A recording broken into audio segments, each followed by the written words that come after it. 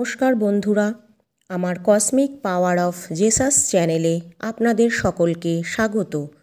আশা করি ঈশ্বরের কৃপায় সকলেই ভালো আছেন, সুস্থ আছেন।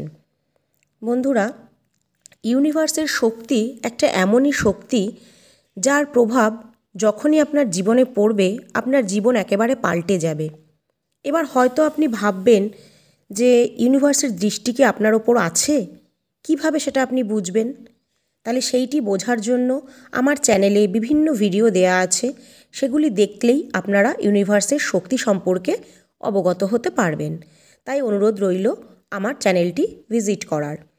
ইউনিভার্সের অদৃশ্য শক্তির সঙ্গে আপনাদের পরিচয় করাবো আমি আমার বিভিন্ন ভিডিওর মাধ্যমে।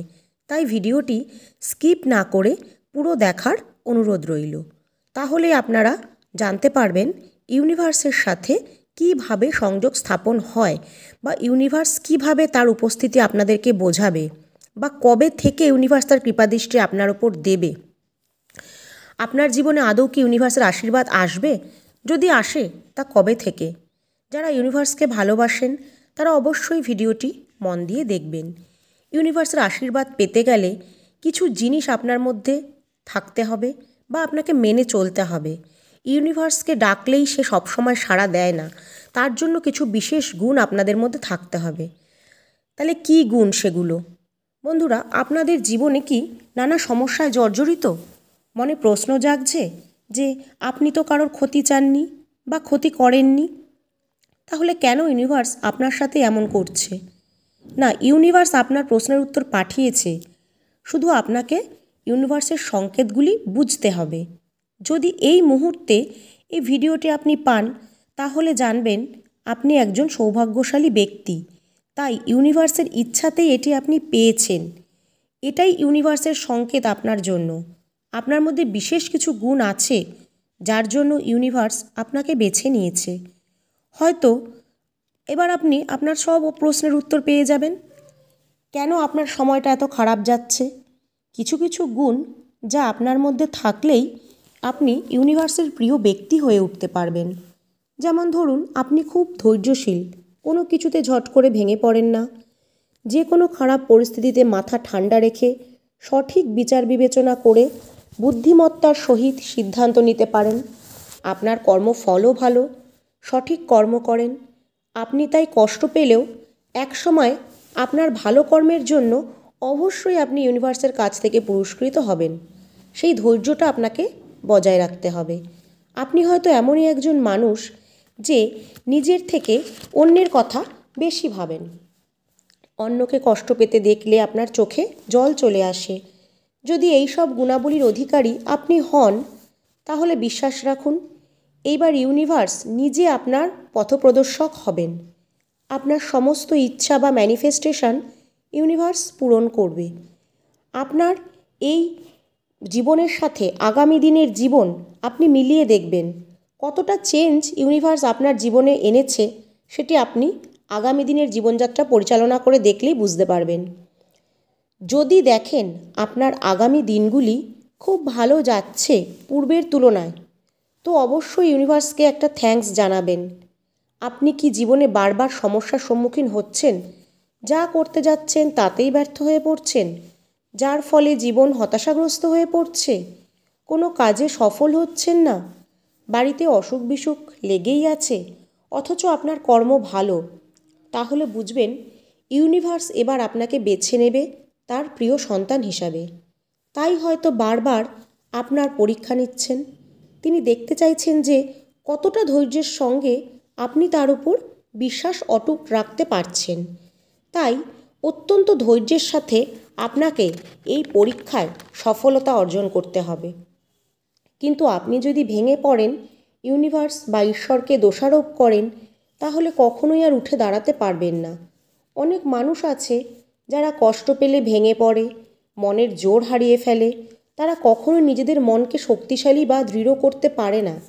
ইউনিভার্সকে দোষারোপ করে ইউনিভার্সের উপর বিশ্বাস হারিয়ে আপনি কখনোই ইউনিভার্সের কৃপা পাবেন না। এটি করা মোটেও উচিত না, তাহলে ইউনিভার্স রুষ্ট হন।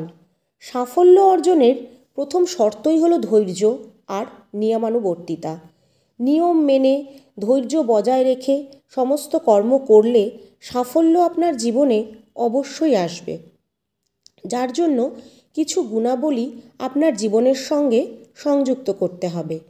তবেই ইউনিভার্সও আপনার সঙ্গ দেবে আপনার ম্যানিফেস্টেশন পূরণ করার জন্য। কারণ এই গুণাবলীর ব্যক্তিদেরকেই ইউনিভার্স পছন্দ করেন, তাদের সর্বশ্রেষ্ঠ বলে মনে করেন। ধরুন আপনি খুব ধৈর্যশীল একজন ব্যক্তি, জীবনে বহুবার অসফল হয়েছেন, নানা সমস্যায় জর্জরিত হয়েছেন, কোনো কাজে সফলতা পাচ্ছেন না, নানা ঝড় ঝাপটা আপনার জীবনে আসছে, কিন্তু আপনি ধৈর্য হারাচ্ছেন না। আপনার বিশ্বাস অটুট ইউনিভার্সের প্রতি। আপনি জানেন ইউনিভার্স আপনার জন্য ঠিক ভালো কিছু বেছে রেখেছেন।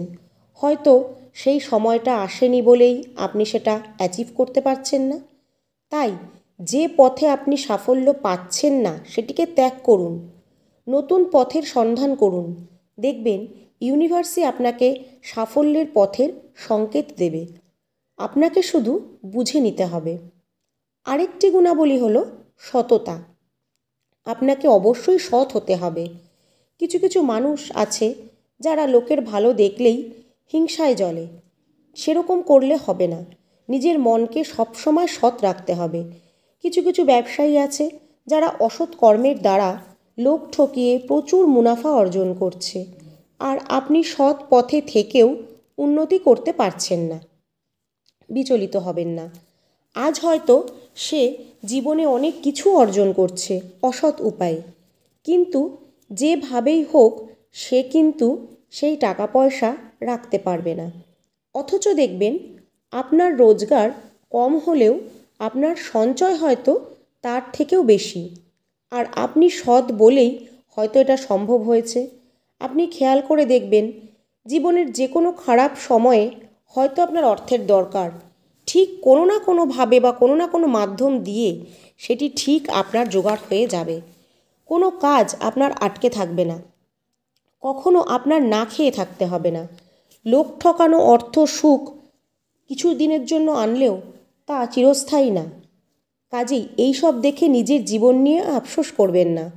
ইউনিভার্সকে মনে প্রাণে বিশ্বাস করুন, ইউনিভার্সের গুরুত্বকে উপলব্ধি করুন, আর শেষে সব কিছু ইউনিভার্সের উপর ছেড়ে দিন।